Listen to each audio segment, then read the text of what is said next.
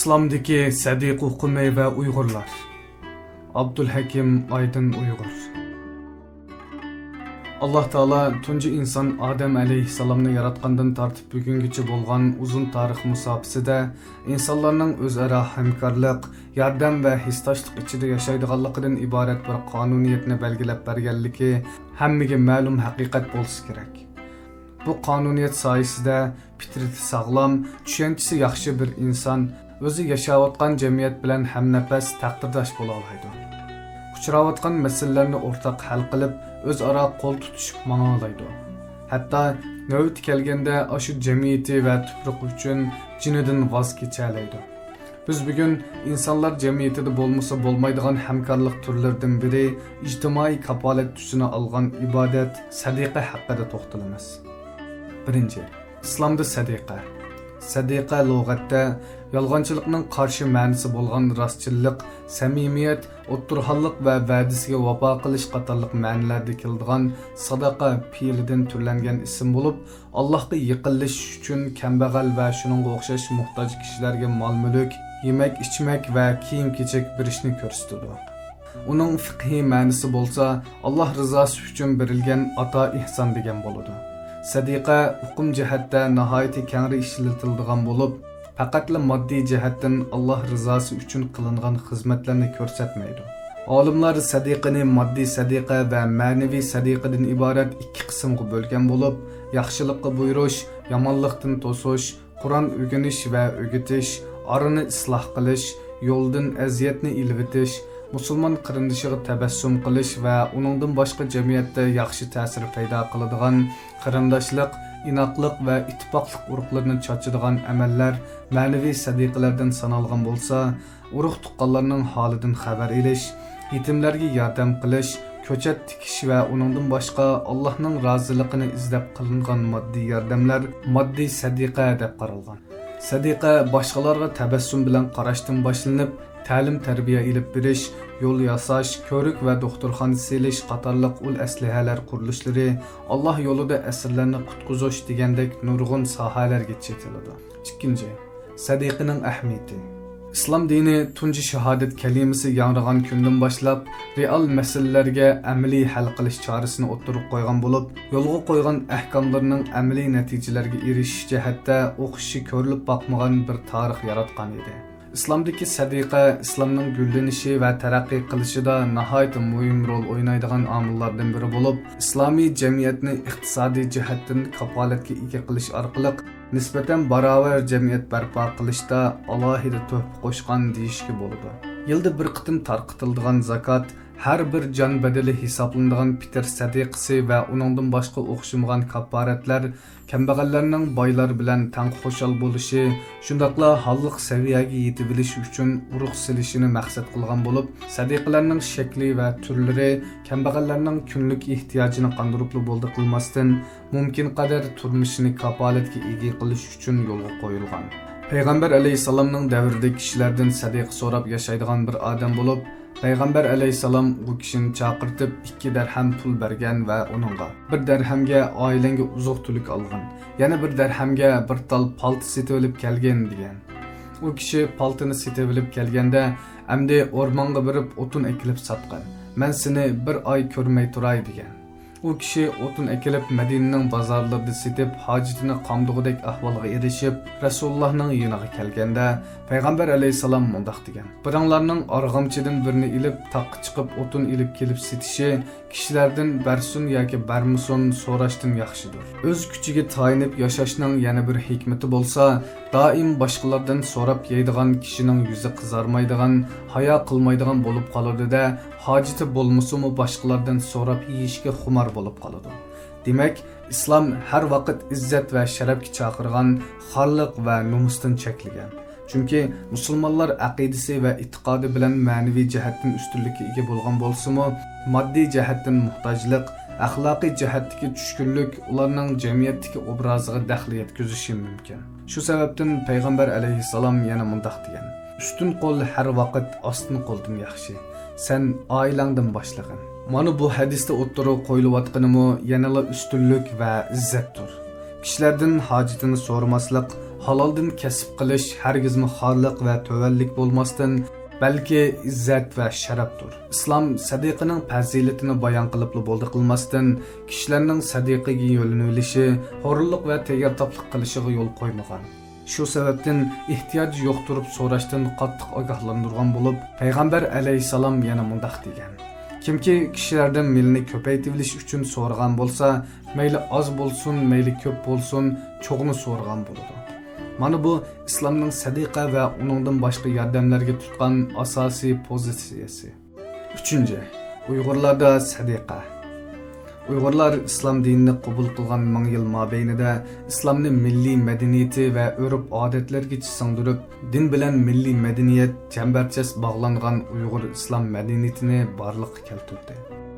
To'y-to'kin, salom soat, mehmondorchilik adablarimizda aks etayotgan islomiy puroqlarni boshqa yana bir millatda topolmaydiganligimiz buning kuchli paketi hisoblanadi. Sadiqa temasiga qaraganimizda Uyg'ur madaniyatida mardlik va saxiylik, o'zaro yordam qilish alohida qimmatga ega bo'lib, Uyg'urlarda pul topgan, boy bo'lgan kishilarning ma'arifga, olim ulamolarga, diniy ta'lim-tarbiyaga pul xarjlamaydigani yo'q deyarlik edi. Vatanimizda qo'llaydigan davlat bo'lmaganiga qaramasdan, ma'arif sohasi nisbatan gullangan edi. Tapqan pulni yaxshi yo'llarga sarf qilib olish amaliyotda boylarga nisbatan bir fursat sifatida tashviq qilindi. Chunki ular butun mollarini islomga atayolgan sahobalarni o'rnak qiladi. Shuning bilan birga Uyg'ur madaniyatida nomardlik va bexillik o'rtaq yomon ko'rilgan va so'kilgan illatlar qatoridan o'rin olgan bo'lib, nazmi qo'shoqlar, she'r, dostonlar yozilgan, Nasriddin Efendin, Mulla Zaydin, Sadir Palvon qatorliqlar bexil boylarga, mustabid hokimlarga qarshi ko'krak kirib maydonga chiqqan azmatlarimiz bo'lgan edi. Biz ularning boshqalarning qo'liga qarab yashashga, dushmanga bosh egishga hech qachon rozi bo'lmagan, har vaqt qaddini tik tutib mag'rur yashagan bir millat ekanligini shonliq tariximizning har bir halqasida aniq ko'ra olamiz. Shu sababdan hamma millatlarni assimilyatsiya qilishda utuq qozonib kelgan Xitoy madaniyati Uyg'urlarga ta'sir qilish u yoqda tursin, Uyg'urlar eng sezgur va farqli muomala qiladigan madaniyatga aylangan va kuchli Uyg'ur madaniyati oldida taslim bo'lishga majbur bo'lib qolgan edi. 4. Muhojiratda sadiqa va izzat. Hijrat so'zi lug'atda tark etish, ko'chish, uzish, yuz o'rish, ayrilish va yiroqlashish degan ma'nolarni ifodalaydigan so'z bo'lib, uning istiloh ma'nosi ikki turlik bo'ladi. 1. Gunohni tark etish. Payg'ambar alayhisalom muhojir Alloh cheklagan narsani tark etgan kishidir. 2. Yurtni tashlab boshqa bir yurtga ko'chish. Tunji bo'lib Habashistonga hijrat qilgan musulmonlar ondan payg'ambar alayhisalom va uning makkalik nurg'un sahobalari qilgan hijrat buningga misol bo'la oladi. Hijrat aslida izzat va sharafga intilish yo'lining tunji bosqichlaridan biri bo'lib, ayni chog'da payg'ambar va sahobalardan boshlangan hijrat karvoni necha ming yil mobaynida nurg'un hijratlarni qilish orqali izzat va sharafga noil bo'ldi. Chunki islom hijratni faqat yurtidan ayrilib yoqi yurtlarga safar qilish yoki zulmdan jinni qutuldirib qilish uchun qochib chiqish harakati deb qaramaydi. Balki islom nazaridagi hijrat umumiy jihatdan moddiy va ma'naviy buzg'unchilikdan o'zini qochirish va islohot yo'lini etishdan iboratdir. Payg'ambar alayhisalom muhojir Alloh cheklagan narsani tark etgan kishidir degan. Uyg'ur musulmonlari yaqinqi zamon tarixida 3 qitim keng ko'lamli hijrat fursatiga erishdi. 1. Ikkinchi Cumhuriyet yiqitilgandan keyingi 60-yillargacha ilib berilgan hijrat harakati. 2. 80-yillarda atalmış madaniyat zo'r inqilobi oxirlashgandan keyin ilib berilgan hijrat harakati. 3. 2012-yildan 2017-yilgacha bo'lgan 5 yil ichida pasportliq va pasportsiz ilib berilgan hijrat harakati. Pul mollarini tashlab hijrat qilgan bu musulmonlar chet elda muhojirlarga ega bo'ladigan bir islomiy davlat yoki xilofat bo'lmaganligi uchun sargardon bo'lib yashashga majbur bo'ldi. Bir qismi ish tepib ishlash orqali iqtisodiy ahvolni yaxshilay olgan bo'lsa-mu, yana bir qism o'quvchilar, yetim bolalar, tul ayollar hijrat diyorida musulmonlarning sadiqalariga tayinib turmush kechirishga majbur bo'ldi. Vaqtning o'tishiga ergishib ijtimoiy tashkilotlar qurildi va yordamga ehtiyojli kishilarga alohida ko'ngil bo'lish xizmati Uyg'urlar ichida aktivlashishga boshladi. Bo'libmi yaqinqi vaqtlarda vatanimizdagi irqiy qirg'inchilik kundan kunga avj olishi, xalqaro medialarda Sharqi Turkiston masalasining kun tartibga kelishi natijasida Uyg'urlarga Allohning inoyati va yordami bilan hijrat diyorida Sharqi Turkistonliklarga nisbatan ko'ngil bo'lish va hisdoshlik qilish harakati nihoyat yuqori pallaga yetdi. Yordam berishni xohlaydigan organ va tashkilotlar ko'payib, ma'lum jihatda qiyinchilikda qolgan Uyg'urlarning ehtiyojidan chiqyotadi. Ammo shuning bilan birga muhojiratda tashkiliy apparatlarimizning mukammal bo'lmasligi sababidan bu yordamlarni islom ruhiga uyg'un tarqitish va unumli foydalanishda kamchilik ko'rilmoqda.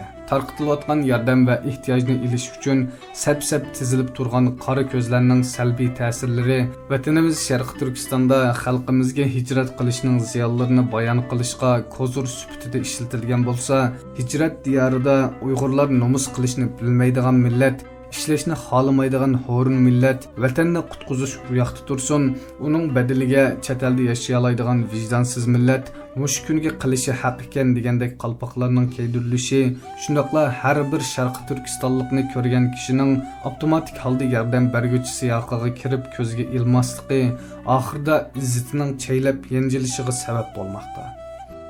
Islom sadiqiga boshqalardan so'rashdan saqlab qilish, shundaqla namratlikdan qutulib izzatga erishish vositasi sifatida qaragan bo'lsa-mu, ammo bugun bizdagi tadbirsizlik tufaylidan vatandagi musulmonlarning ruhini tushirish, hijrat diyoridagilarning izzati va sharafini yer bilan yakson qilishga belgilik hassa qo'shmoqda. Buning mas'uliyati albatta hijratni va sadiqani yo'lga qo'ygan islomda emas, balki ularni haqiqiy ma'noda ijro qilolmagan musulmonlarda. Haqiqiy izzatga vosita qilish uchun tirishmagan yetakchilarda, hatto ba'zida o'zining islomiy va iymoniy oilasining islomiy hayotini qo'g'dashni ojiz holga tushib qolgan siz va bizlarda. 5. Undaqda qanday qilish kerak? Bir millatning iqtisodiy asosi faqat sadiqa zakotga bog'lanib qolsa bo'lmaydi. Shunaqla sadiqa zakot fondi jamiyatlarga o'xshash ijtimoiy kafolat yordamlari bo'lmagan bir millatni topolmaymiz. Taraqqiy qilgan davlatlardami bundaq organlar mavjud. Shunga bu yerdagi masala organning mavjudligi emas, balki elib berilayotgan xizmatning unumlik yoki unumsiz, hatto ziyonli taraflarini tekshirib baholash, ondan muvofiq hal qilish chorasini tepishda desak xatolashgan bo'lmaymiz. Demak, masalamiz hukmda emas, balki hukmni muvofiq ijro qilolmaslikda gapirilinadi. Demak, masalamiz hukmda emas, balki hukmni muvofiq ijro qilolmaslikda gavdalanadi. Shu sababdan masalaning obyekti sadiq tarqitayotgan organlar bilan sadiqi qabul qilayotgan shaxslardan iborat ikki kategoriyaga markazlashtirib mulohiza qilishga to'g'ri keladi. Har ikki taraf musulmonlarning izzati va sharafi nuqtasidan diqqat qilishga tegishli nuqtalarga alohida ahamiyat beralganda masalamiz tubdan hal bo'ladi deb o'ylayman. Bu nuqtada sadiq tarqitayotgan organlar va shaxslarga bir qancha turlik tavsiya berishni to'g'ri topdim. Ular tovandikicha. 1. Sadiq tarqitayotgan organlar, ijtimoiy tashkilotlar, yordam jamiyatlari va shaxslar hamma birdek holda sadiqa va yordam ishlarini qiliblashtirishga hamkorlik o'rnatishi kerak. An'anaviy shaklda har kim o'zi bilgancha tarqitish ishini tashlab, hamma o'rtaq bo'lgan bir yordam supasi ta'sis qilish va bu supa orqali nuqtalik qo'llash va rag'batlantirish harakatlarini ijro qilish kerak. Islomda yo'lga qo'yilgan bo'yicha ijro qilishga kuch chiqarishimiz kerak. 2. Sadiqalar ko'pincha vaqtda vaqtliq tarqitiladigan bo'lg'achqa, sadiqa olg'uvchilarning kundalik turmush ehtiyojidan boshqa ishlarga yaramaydi. Undaq bo'lganda payg'ambarimizning palto setib olib turmushni qamdashni tavsiya qilgan hadisning ruhiga xiloflik qilgan bo'lamiz. Bu nuqtadan qilingan yordamlar kundalik ehtiyojni qamdashni emas, balki oilalarni namratlik patqiqidan qutuldirib chiqishni maqsad qilgan asosda ishlatilishi kerak. Masalan, 100 kishining bir yillik ehtiyojini tarqitishning o'rniga 10 kishining egilik tiklayolish uchun yordam qilish kerak. 3. Savdogarlar, korxonchilar va uningdan boshqa utuq qozongan kishilar millatning iqtisodiy gavdasini shakllantiradigan asosli omillar hisoblanadi. yalğız kambag'allarga pul tarqitish bilan masala hal bo'lmaydi. Balki bularni to'g'ri usulda yetaklaydigan, ishga o'rinlashtiradigan, qilayotgan kasbiga sherik qiladigan shaxslarning bo'lishi to'liq muhim. Bu nuqtada kuchi borlarni ishga o'rinlashtirish, undaq imkoniyati bo'lmagan oilalarga nisbatan tijorat sherikchiligi setib olish qatorliq usullar bilan boylar bilan kambag'allar orasidagi bo'shliqni taraytish kerak. 4. Sadaqa tarqatayotgan organlar millatning izzati va sharafini qo'g'dab qilishga alohida diqqat qilish kerak. Yordamga ehtiyojli kishilarni vaqtida bayqab holdan xabar elish, qilingan yordam uchun cho'qim sabti tizib qo'yib qo'lga berish usulini tashlab, maxsus guruh tashkillab o'ylarga opirib berish izzatimizni qo'g'dab qolmasdan, balkim oramizdagi mehr muhabbat beg'ini tixmi kuchaytirishda alohida rol o'ynaydi. Biz kambag'allarning ustiga chiqib turib o'zini ko'z-ko'z qiladigan kapitalist davlatlardagi yordam tarqatish shakllarini shu piti qabul qilishning o'rniga tixmi zamonaviy va sharafga yaqin bo'lgan musulmonlarning sharafini qo'g'dashni asos qilgan islomiy usullarni sinab baqsaq, tixmi yaxshi unumga erisha olishimiz mumkin. 5. Allohning dinini oliy qilish uchun vatanini, urug' tuqqanlarni tashlab chiqqan aziz muhojirlarimiz, qarindosh hamshirlarimiz izzatini qaytadan tiklash, xorliq kishanlardan qutulish uchun qilingan hijratni xorliq zanjiri bilan kishallab qo'yishdan qattiq hazar aylish kerak. Chunki biz bugun tamsil qilayotgan islom bizni dunyo miqyosida izzat va sharafning nima ekanligi, zolimlarga qarshi turish va chidamchanlikning nima ekanligiga ko'rinish sifatida o'ttirg'i qo'ymoqda. Shuncha zulm ostida turibmi milliy va diniy qimmatlarni saqlab kelgan millat bugun hijrat diyorida or nomusi, izzati va sharafini bir chetga qayrib qo'yib, bir xalta unga talpinib, hatto navbat talishib, jidal qilib yurgan bo'lsa, qarindoshlarimizga aziyat berish badaliga bir qop mayga erishgan bo'lsa, bizning hijratimizning tartgan jafo mushaqqatimizning nima ahamiyati, nima qimmati bo'lsin? Oysha radhiyallohu anhu hijrat to'g'riliq so'ralganda mundaq degan: bugun hijrat yo'q. Burun mu'min ziyonkashlikka uchrashdan qo'rqib, dini bilan Alloh va Allohning rasuli tarafga qochadi. Lekin hozir Alloh taolo islomni oshkorladi. Mu'min kishi Parvardigoriga xohlagan yerda Allohga ibodat qila oladi. Demak, hijrat bir qichish harakati bo'lmasdan, balki izzat va sharafga qarab yo'l ichish, Alloh va Rasulining nomini sharaflantirish harakatidir.